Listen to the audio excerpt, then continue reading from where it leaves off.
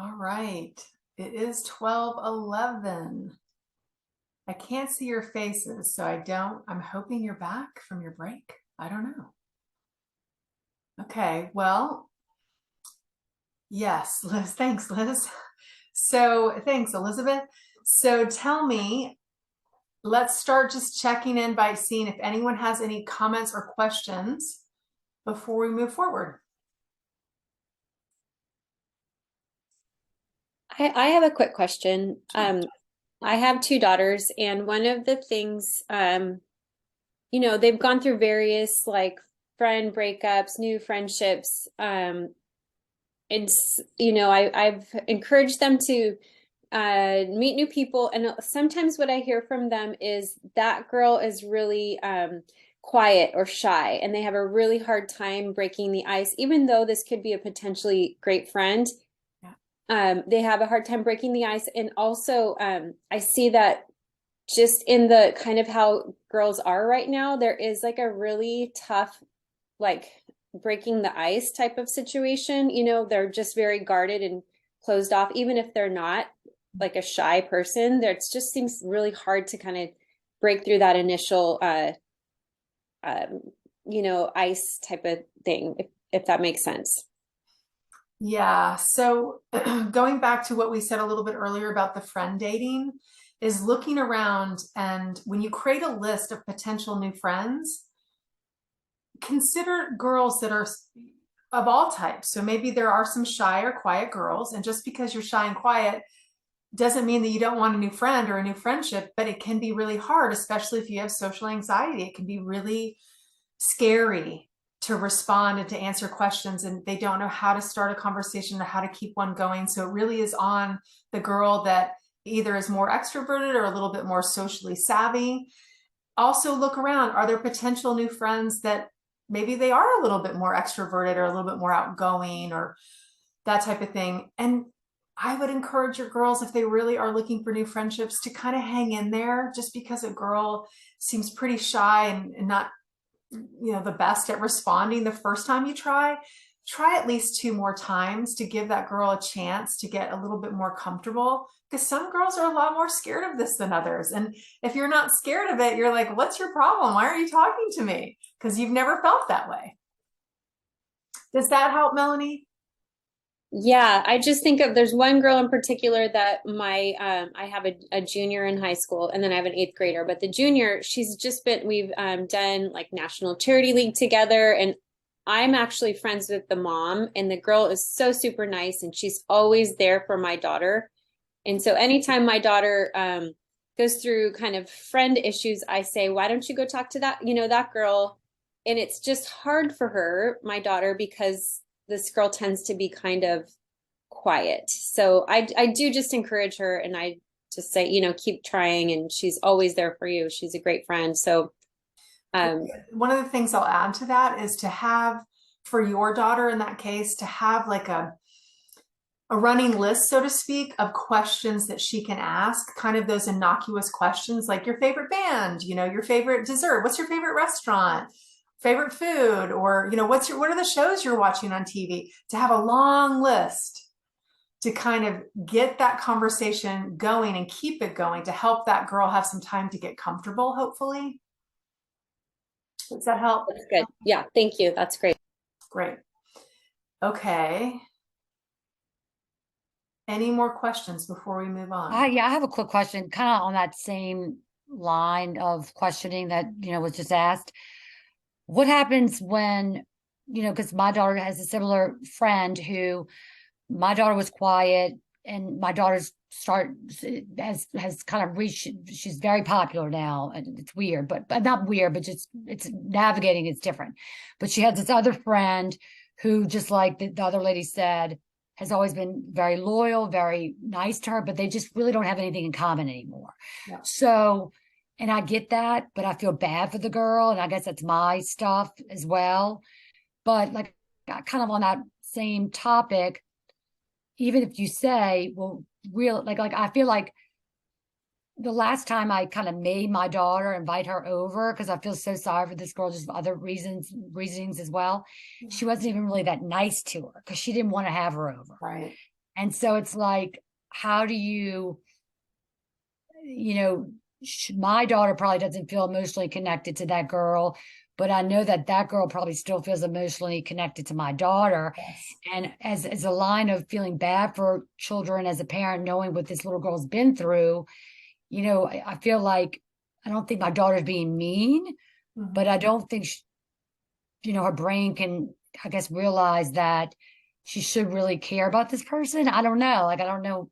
Because, like I said, the That's last time I made her have her over, that didn't work out great because she was right. kind of not nice to her. Right. So what you're seeing, you just saw in front of your eyes that we really it backfires on us when we're trying to make our girls be friends with someone that they're not naturally wanting to be friends with. And especially from sixth grade on up, they really do need to begin to have more agency over their social lives and choose. They know who their people are even Mm. better than we do. So can you imagine if someone made you spend 3 hours with somebody that you don't really have anything in common with, or you don't necessarily like it wouldn't be the most enjoyable. So you're setting up both girls, not necessarily for success, that's for sure, but there's a continuum there. So maybe she doesn't want to have her over and hang out with her, but there's a continuum of kindness that you can show to someone who is not your friend, so to speak. You can smile at her, you can say hi to her, you can ask her questions, you can compliment her. It doesn't mean that you have to invite her over and hang out with her, but the expectation of kindness is there. Is letting our kids know, I do expect you to go out into the world and to be kind to everyone, even if they're not your friend. So let's keep going. All right, exclusion. When she gets dumped, when your daughter gets dumped. So the first question is, of course, we're going to acknowledge and validate her feelings, as we mentioned before, and we're going to ask a question, how can I help you? How can I help you? Is there anything that you need from me? So I haven't jumped in to tell her what she should do or to fix the situation. I'm asking her, I'm empowering her. Sometimes she just wants to be listened to. She doesn't want solutions. She just wants to be heard and understood. Hugs are great. Can I give you a hug? Healthy distraction. This is kind of connected to self-care. So once you've had a good cry and you've let it all out, girls especially, so that they don't ruminate and stay stuck in the emotion, we want to teach them, feel the feeling.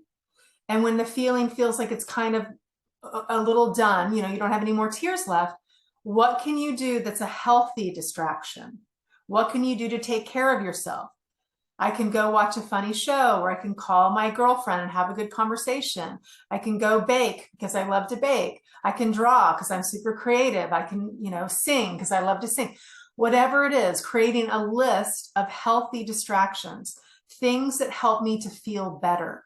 We want girls to know that they can help themselves to feel better, even when something really bad has happened.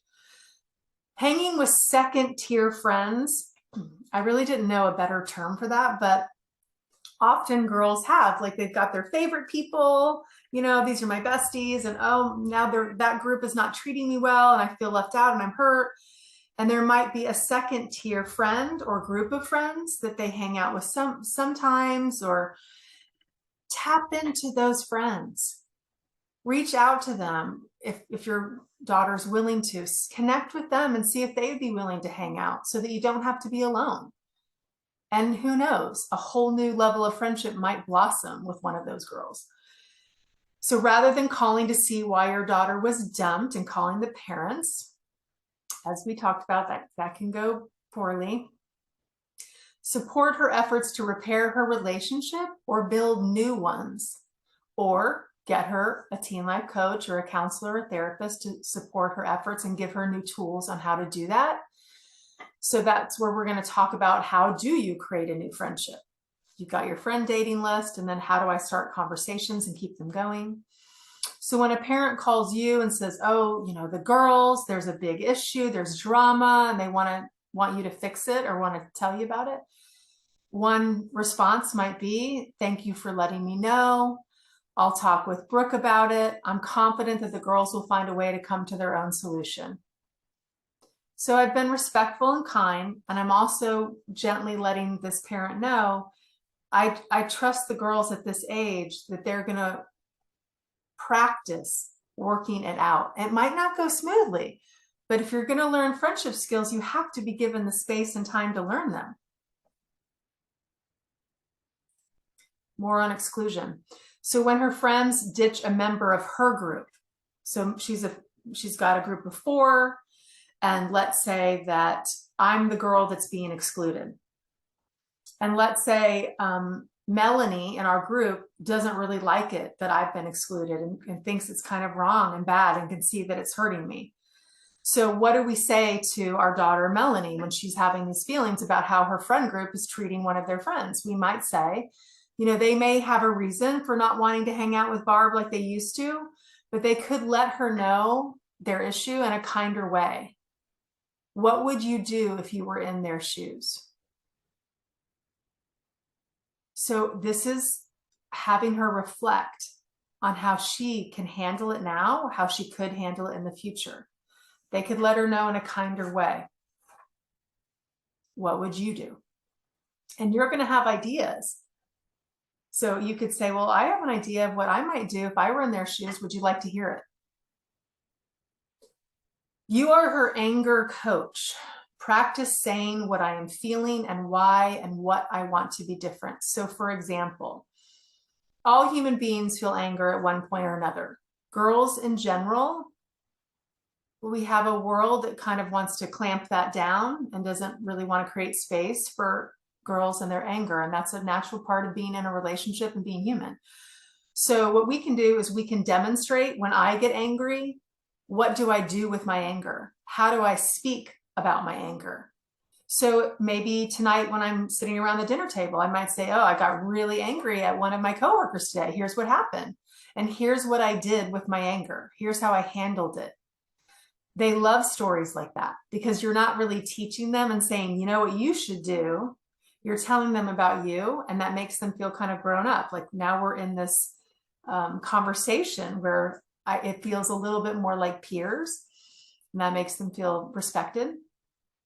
And being an anger coach also is practicing and demonstrating at home. When you roll your eyes at me when I speak to you, it really upsets me. It makes me feel disrespected. And what I'd like you to do is to not roll your eyes at me when I'm talking to you. When you do this, I feel this. I would like you to do this. It doesn't mean it's necessarily going to happen, but it's a really respectful way of stating how you feel and what you want.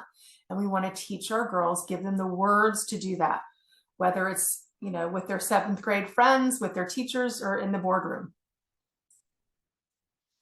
Reflecting on her social life. So this is, we talked a little bit about this earlier, where what we want to do when our girls are experiencing a group or friends, or maybe they're moving in between friends, we want to teach her to be reflective of her social life and her peers and her relationships. So we're holding up a mirror. We're asking her questions non-judgmentally because we don't want her to dig her heels in if this relationship is not working. So we're asking her questions like, what is this friend giving you? What do you like about her? What are the positives of being a friend of hers? And what are you looking for in a friend? What are your top 3 qualities that you want in a friend? And you want them to be really specific. So if she says like, oh, I want her to be nice. Okay, well, what does nice look like to you? Oh, that means that she responds to my texts pretty quickly. She invites me the same amount that I invite her. So being specific. What is it, your 3 most important qualities? And when is the last time this friend showed you those? So I'm holding up a mirror for her to be self-reflective about it. We're trying to show her what she may not be seeing or what she may not be getting from this friend. It doesn't mean that she'll act on this information immediately, but it will stick in her mind. And she might act on it a month from now or 6 months from now. You want to ask her what she likes and dislikes about the players in her group or her tribe. So this isn't about gossiping. This is about teaching her, what do you like about Sarah? Is there anything that you would change about Sarah? And going around the group so that she can learn what's working for her and what's not. What do I want in a friend and what do I not want in a friend? because she's going to be creating friends for the rest of her life. So you're teaching her to listen to herself. Pointing out her behavior that may not be appreciated by her friends is sometimes important to the success of her friendships. And we want to do this in a gentle way because this feedback can feel pretty critical and they can get pretty defensive. So timing is everything. So maybe she's really sarcastic and that's her humor, and you're driving the girls in the car and your daughter's making a sarcastic joke about one of her friends, and you can see in the rearview mirror it didn't land very well, that she didn't take it as a joke. But your daughter isn't catching that. You know, maybe her teasing, or maybe she's controlling and she really needs things to be her way. These are things we want to gently, lovingly point out. You know, I wonder how, when you're hanging out with Sarah, what percentage of the time are you deciding what you guys are doing, and what percentage of the time is Sarah deciding what you're doing? So I'm gently trying to point it out for her to consider how it might feel for Sarah. And sharing negative friendship experiences from your own childhood. Again, they love stories, not too many. We know this, they'll tune us out. But if we're sharing, like, you know, a time when somebody was mean or unkind to us when we were in 8th grade or 10th grade, their ears are perking up. What was said, what was done, how did you handle it? How did you feel? What do you wish you would have done? These are the things that we want to share. Or maybe there's a time where we were unkind, we were mean, we excluded, we bullied someone. We want to share about that too. How do we feel about it now? Why did we do that? So there's always a reason why. It's purposeful. And what would we have done differently now? So those are real vulnerable, authentic conversations to have. And when we share our own mistakes, it really sends the message, I don't expect you to be perfect. I'm not perfect. I certainly wasn't when I was a teenager. And it's okay for us to talk about things that we've done that we wish we had done differently. All right, valuing popularity. Some of you on the call today, Liz, you even mentioned it. Some of you might have girls that are considered popular. That's a popular term when it comes to girls. They talk about popularity a lot. So why are some of them seeking popularity? Well, it gives them social status and it guarantees them a place in a desirable tribe. So remember, what are the pros and cons of being in this tribe? What do I get out of it? And social status is really important. Now I get invited to certain parties, or I get access to guys, or I get to, you know, be a part of hanging out with the dance team or whatever it is. So that popularity feels like self-preservation. So remember that primal need for attachment. They want to feel safe. I have my people. If we remember this, that it's about self-preservation, and which is kind of coming from a little bit of a place of fear. What if I don't have a group? What if I don't have a tribe? What if I'm not included? What if I don't get invited to these parties? And so on and so on and so on. That's about fear.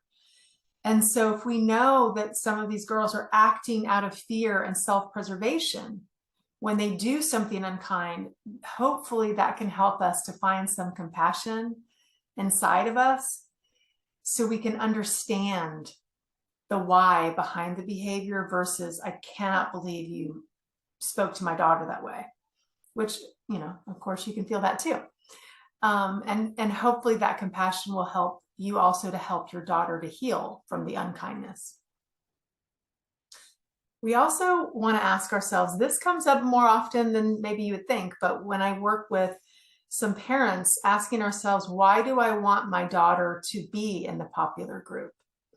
I can think of a mom that I was working with recently, and she was really upset that her daughter was on, I think it was a dance team, and these girls that she had grown up with for many years and practiced dance and gymnastics and all that stuff for many years were now starting to form this separate clique as a part of the dance team.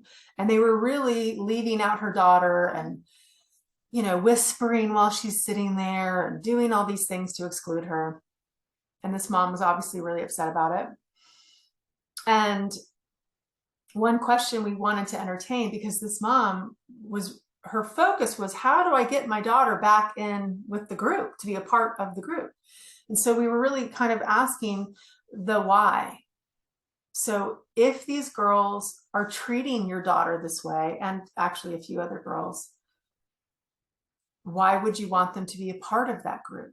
Because if you're part of that group right now, she would be joining most likely in that behavior of ostracizing and excluding other girls and hurting other girls' feelings. So is now the time to try to pursue that connection and that relationship with those girls? Maybe in a few years, there'll be different girls with development and maturity, and they won't treat others that way. So she really had to look at that. She's like, I know, it doesn't make sense. I shouldn't even want her to be with these girls. It really had to do with her own needs and not wanting her daughter to be alone, and to be hurt. So Rebecca, I think your question has to do with this. My daughter was the only one of 13 girls not invited to a birthday party, and all of her friends were. She already knew about the invitation. She said all of her friends got quiet when she was around. I asked her if she had an argument with them or the birthday girl, and she said no. We got to see them all together at Mass, and I felt my heart break because she saw them all together. Afterwards, she seemed really calm about it and doesn't want to talk, but I know deep inside it must hurt her. What can I say? I don't want to force a conversation or make her feel worse. Ugh, my heart breaks just hearing that. Painful. So what can I say? I don't want to force a conversation or make her feel worse. So how I would respond is, after Mass, I might say, how did it feel to see all of the girls there? Let me tell you this. It's kind of like when someone dies and you ask, like, you say, I'm really sorry that your dad died, or how are you doing? And maybe they tear up. And then you go, oh my God, I made them cry. I feel so horrible. You didn't make them cry. The grief and the sadness and the hurt is already there. You showing interest and compassion and kindness allows the emotions to come up, and that is healing. So when I say to my daughter after Mass, how did it feel to see all the girls together? She either wants to talk about it or she doesn't. Either way is totally fine. The message that I have just sent her is, I'm here for you. We can talk about this if you want to. And I'll even say those words. If she says, I'm fine, which she probably isn't, that's her way of saying, I don't want to talk about it right now. I would say, that's okay if you don't want to talk about it right now. I would say, would it be okay with you if I checked back later to see how you are? She might say yes or no. You might say, I'm always here to listen if you'd like to talk. I can imagine that this is hurtful. So what I've done is I've opened up the doors to let her know, we can talk. I'm here. I can help. I can support you if you'd like. We also, at some point, if she's willing to talk about it, that's where that kind of two-pronged approach comes in. Feeling your feelings, and then healthy distractions to help yourself to come out of it, to not ruminate and stay stuck. Hurt and grief come in waves. So I might have a good cry today. Tomorrow, for half the day, I might be fine. And then tomorrow afternoon, I might need another cry. We want to normalize that. Talk about it. Rebecca, does that help? Yes, thank you.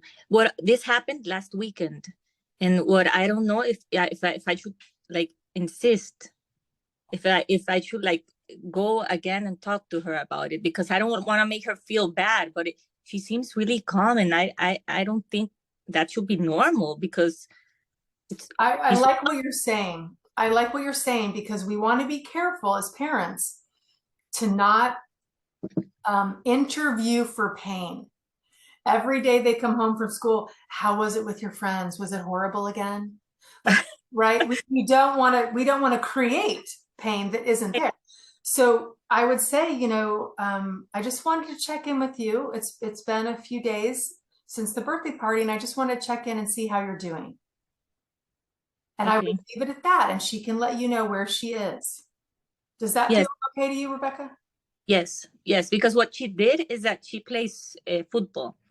And so she only talks about soccer and going to soccer practice, and she's like very intense with that subject this week.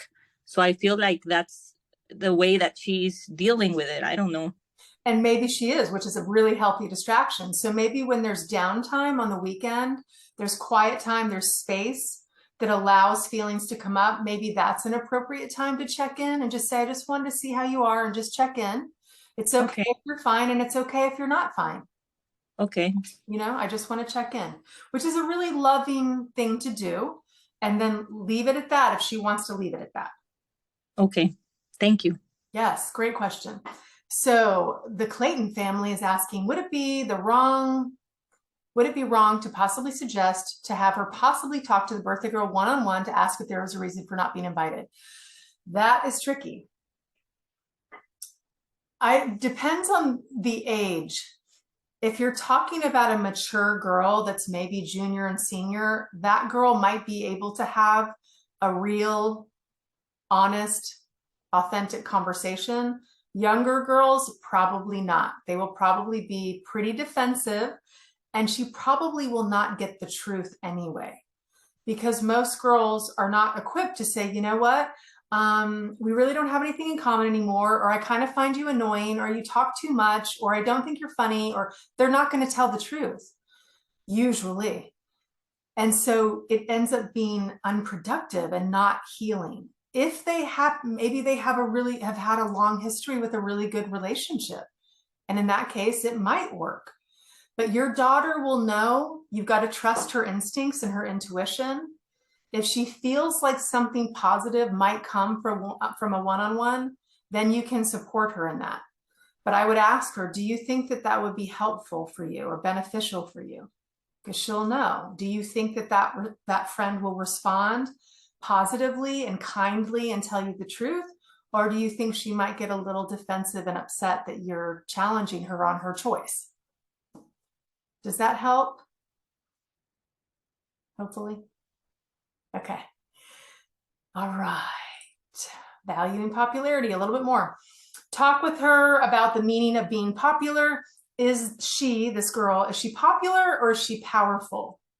Do kids like her or are they afraid of her? Really important questions. Popularity brings hard work. If you're having a sleepover, you must think carefully about who you're going to choose, because your popularity kind of hangs in the balance. Managing the hurt feelings of all of those friends can be a lot to manage. There are complex calculations when you're considered popular. Girls that have small tribes, they can skip all of those calculations. It's easier for them.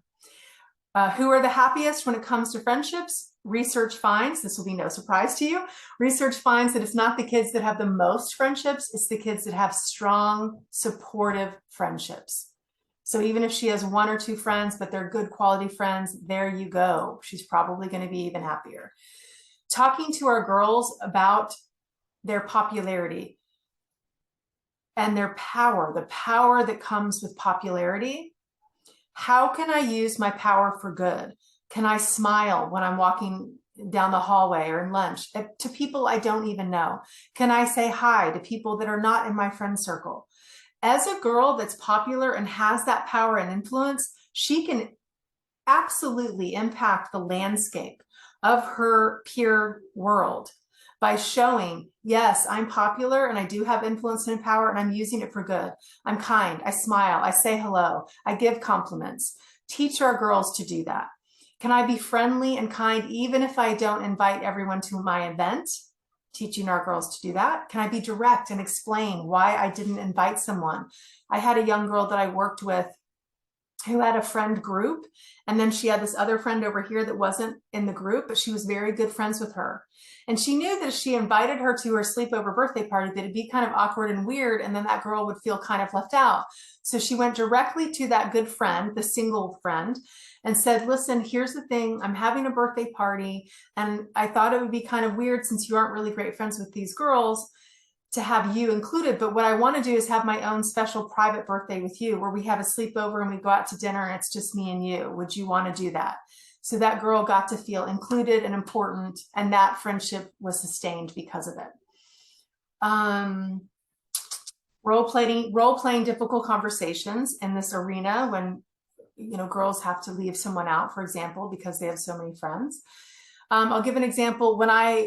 Often when my teenage son leaves to go to school, not every day because he'd be super annoyed, but often I say to him, Jack, smile at somebody who looks like they need a smile today. And he goes to a school of 4,000 people. That's a lot of people that you could be smiling at. I say it often because I want him to be considered a kind human being in the world. He had these two twins that moved to his school from South Africa. They didn't know anybody. Well, being an Army brat, I've been the girl that didn't know anybody often. I know what that feels like. So I said to Jack, I said, these two boys are on your golf team and you're going out to lunch often with some players on the golf team. Could you invite them and include them? And he did. He was willing. So when he was having a party at our house, I said, what about including these twins? He said, oh, Ma, I don't know. Like, then I don't know how many people I know. I'm probably going to have to, make sure that they're okay and entertain them and all of this. He thought that it was his responsibility to make sure that they were having a good time at the party. I said, no, your job is to include them and invite them to the party. Their job is to then talk to people and to get to know people. You can introduce them, but you don't have to babysit them. But wouldn't it be nice to be included? He did that. Long story short, those two boys ended up with girlfriends by the end of the night. So it was a big success. And he learned to include people is a good thing, makes you feel good. What are your family values around kindness and inclusion? So speak to that. Maybe you're a family that you're having all the 8th grade families over, and you're going to include ones that you don't even really know that well. Why? Because you believe and value inclusion. This is why I'm doing that. You're speaking it out loud to our girls. We're role modeling for them when we're meeting in gatherings, that when they're with us, they see us talking to people that we're not necessarily friends with, because we're going to be inclusive. Refraining from gossip. And as we mentioned, inviting all families rather than just a few, if you can. Let's talk about frenemies for a second. The on again, off again friendships, good and bad.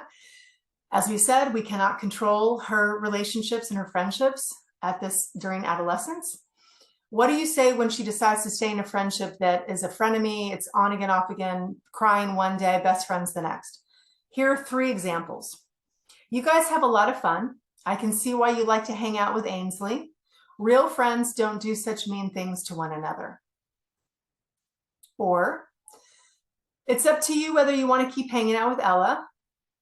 There's that empowerment piece. If you do, be careful. History shows that her niceness may not last. Third, we love you and we hate to see you put yourself in a position to repeatedly get hurt. It's up to you. You're in charge of your friendships. You get to choose. Very empowering. I have a question real fast. Sorry, I keep on talking, but my daughter recently has kind of been hanging out with this little boy. I guess, she likes him and his friends. And honestly, it's been like a breath of fresh air because the boys are so less dramatic and fun, and they just have good old fashioned fun. From a mom's perspective, I can see, because it's been like a couple of weeks. We're in New Orleans. We have Mardi Gras, so we're hanging out with them all that time. There's nothing going on there. I could see where there could be, talk of a reputation for that. But it's just been so nice for me too, not have to get involved in all the drama with these boys. They're just enjoyable. But I'm scared. Like, how do you go about? I know she wants to spend time with them, because I do. I feel what she feels. It's more fun. But then how do you say, if they ditch you, then you're not going to have your friend? How do you? I think I would gently say, that's awesome. You have this whole new friend group with these guys. It looks like you guys have a great time. Would you still like to have some girlfriends as well, in addition to the guy friends? So I'm presenting a question for her to consider, because I want her to be self-reflective. I don't want to instill her choices based on fear, like, hey, these guys might dump you. You better have some girlfriends on the side. We don't want to necessarily lead with fear, but I'm asking a question for her to consider, and she gets to just choose and decide, because it's her choice. It's her social life. So frenemies a little bit more. Breaking up with one friend can cause her to lose several. It is tricky. You may have seen this. Strategize with her how to politely maintain a safe distance with a so-called frenemy. So what does that mean? They're all sitting at a lunch table. Maybe she sits further away from this girl that they have this tricky frenemy relationship with. Don't share sensitive details, personal things that you are, could be used against you a little bit later on. Keep the conversation light when you're around her so that you can just, keep yourself safe and protect yourself. These are just smart things to consider in the world, because we don't share ourselves to the same degree with everyone we know and we hang out with, right? We have varying degrees of allowing people in, and we want to teach her that when she's in middle school and high school. So what if my daughter is hurting? First thing, honor her pain. Do not trivialize her pain by saying, this is going to pass, it's just a phase, they're just joking, they didn't mean it, you're taking things too seriously, you're just jealous, on and on. That's dismissive and it's hurtful. So we want to convey empathy. I'm so sorry you're going through this. It sounds really hard. Some version of that. I see that you're hurting and I'm so sorry this is happening. That alone is helpful. We don't want to over-identify with her experience. This is her friendship. This is her social life. We've already had our middle school and high school years. So what we want to do is, rather than assume we know how she's feeling, we want to ask. We want to ask her, how are you feeling? How are you doing? Versus placing our emotions onto her. Ask her, what do you want to do about this? If you could wave a magic wand and change this situation to be what you want it to be, what would it look like? If you could wave a magic wand and create your social life to be exactly what you want, what would it look like? What do you want to do about this? My friends didn't invite me to homecoming. What do you want to do about this? Strategizing by brainstorming together possible ways of responding and possible consequences of each response. Have her come up with solutions. As I said, role play with her communication skills. So we've practiced this a little bit before. It bums me out that you'll only talk to me in the car when we're driving to school, but not when we get to school. I'm sorry, I didn't mean to hurt your feelings that way. So giving her the words, having her practice them in her own words, you're building her resilience. Because people are going to hurt her. She is going to be left out. It goes on and on. You're not going to be invited to everything, even in your 50s. So how are you going to respond to that? How are you going to pick yourself up to be resilient? I'm going to call one of my second tier friends. I'm going to go do something fun and funny. So that resilience is super important to her to feel like she can get through this. When she has a friend in trouble, I mentioned earlier that some of our girls have friends that are going through a hard time. There's some pretty difficult or traumatic things happening in their lives. They might have some mental health issues. Girls in particular, in general, they feel like in order for me to be a good friend to you, I'm going to take on your feelings and emotions and I'm going to dive in with you and I'm going to feel your pain. So what we want to do is we want to let them know, like maybe they have a friend that's abusing drugs or alcohol or, having unsafe sex, or she's cutting herself, or she's talking about having suicidal ideations or thoughts. We want to acknowledge it's scary to have a friend that is having those feelings or those thoughts or doing those things. It can be scary. You're worried about her. You care about her. You want her to be okay. So now what I've done is I've shown her, I understand, I'm with you. I'm on the same side, same team. So how can we listen and guide without taking over and betraying her trust? So she still needs her friend to trust her, but she also needs to trust you with what she's sharing. So you want to give her the words like what she would say to her friend. You're having a hard time. I don't have what you need to help you. An adult needs to know what's going on with you so that you can get help. So that's one, she can start there. So if her friend agrees, great, I'll go with you to the counselor. I'll go with you to talk to your mom. And if the friend refuses, and this is a serious situation, then she might need to say, if you won't go to an adult, then I will, because I care about you and I care about your safety. And your safety is more important than you being happy with me right now in this moment. That's hard to do. It takes courage, but it's super important when some of these situations are life and death. Teenagers form groups with the express purpose of excluding adults.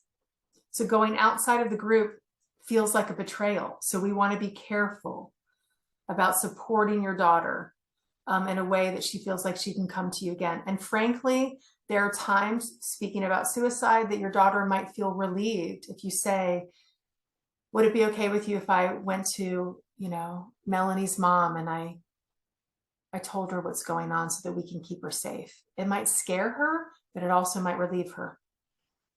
So if we respect their tribal loyalty, they're more likely to come to us. Reassure your daughter it is not her job to save her friend, that her friend needs an adult. This is above her pay grade, so to speak. This is above what she can do. It's more than she can handle. All right, so I'm wrapping it up there. That's all the content. Just in case some of you need to leave a little bit early, I'm just going to share with you what you're getting in your email. You're going to get more resources from me. You're going to get an ebook, a little ebook. You're going to get 20% off a personal one-on-one coaching session with me, $20 off. If you book before March 31st, you don't have to attend it, just book it whenever. For the next 24 hours, you're getting 40% off my 10 module course called Girls, Friendships, Everything Parents Need to Know. It's loaded with information. This code will also be in your email, and you're going to begin to receive my monthly email with loads of tools and tips on raising teen girls. You're going to see on my website that I have online e-courses about many topics that you purchase once, you own it forever, you watch it as many times as you want on a lot of important topics of raising teen girls. And you may know I have a YouTube channel with over 200 videos on every topic you can think of that you can listen and get help at any time. Maybe you follow me on Instagram, lots of tips there. And as I mentioned, I'm in love with offering parent coaching for all the parents that I love to work with. So that's that. Let's go into comments and questions. We still got about 7 minutes left.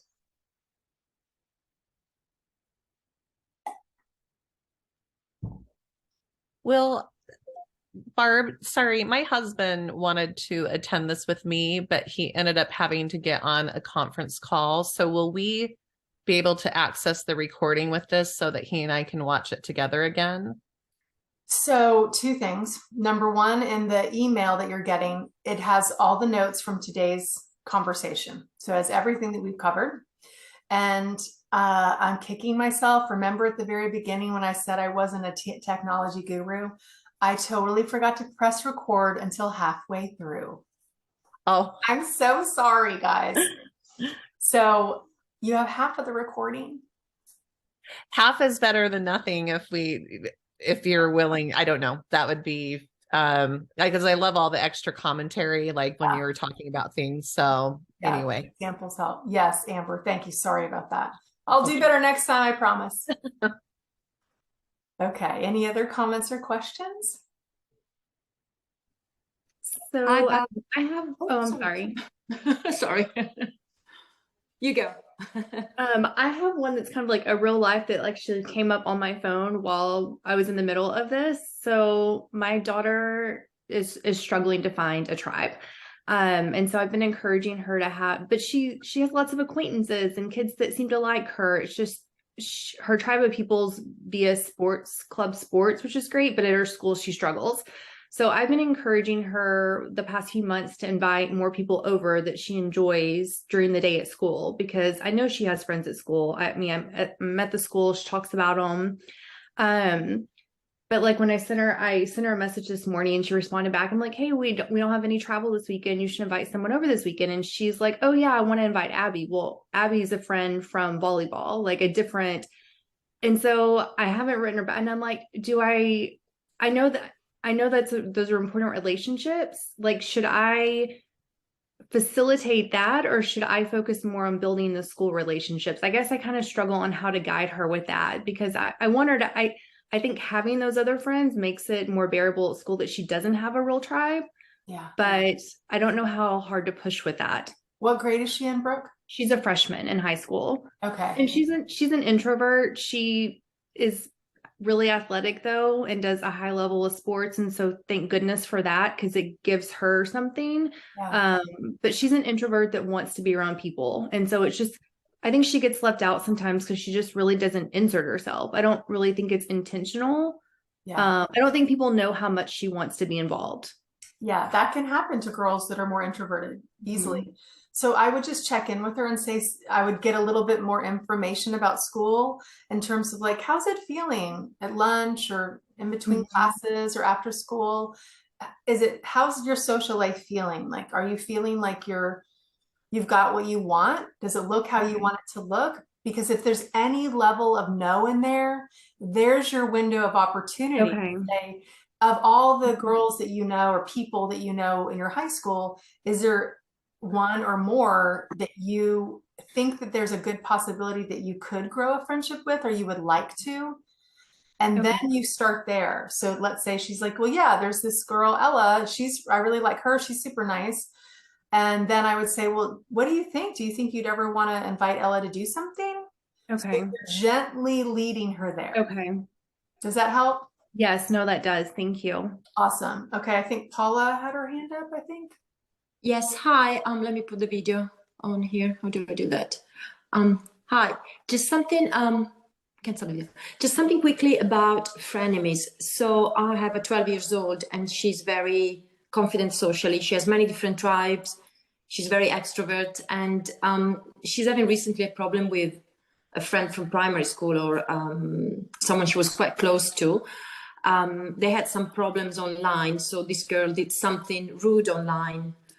She didn't include her in a group or something like that. And I managed, and I was very happy about that, to help my daughter not act on her anger. So take a step back. And I told her, why don't you text her or call her privately and see what happened? And she did. She really went out of her comfort zone because she tends to be very impulsive. And this other girl completely stopped talking to her. And it's been like this for a couple of months now. So I explained to my daughter, it's her choice. There's nothing you can do more than what you tried. And now we have the situation that there's a sleepover next week. It's 5 of them. And this girl will be there as well. And I asked my daughter, what do you want to do? Do you want to go? And she wants to go. But I personally don't feel it would be good for her to go because what's going to happen, she's not going to talk to her. The other girl is not going to talk to her. It's going to be uncomfortable, I think. But she seems confident. She wants to go. And she told me, I will just ignore her, mommy. I will just stay with the other friends. Now, I don't know what I should advise. Should I trust her to be able to manage this frenemy? Shall I, say maybe you should stay? Maybe I don't really know what would be the best advice. Good question, Paula. And my short answer is yes, you should trust her. Your daughter clearly is very brave. So she's willing to step into this situation that she knows may have some uncomfortableness to it, but she feels strong enough to be able to manage it. It might be better than she thinks. It might be exactly what she thinks, and it might be worse. Either way, this is a learning opportunity. So remember, these are friendship skills that she's learning over time. She's making the brave move to put herself in a situation. It could be tricky. It could be hard. And she's willing to do it. And I would really give her a lot of kudos and praise for being willing to try it out and see how it goes. And just be ready in case she needs some long hugs and, anything afterwards. Okay. Yeah. I'll try that. Thank you. That's really helpful. Thank you. Okay, I see that it is 1 o'clock my time, so the end of our time together. Look for that email with all of those resources for you. And I'm so grateful for you coming today and being a part of this and sharing your own questions and stories. And I'm always here for you if you need anything more in depth. And I hope to see you again in the future. Have a great weekend, everybody. Thank you. Thank you. Bye-bye. Thank you. Bye-bye, everybody. Bye. Thank you.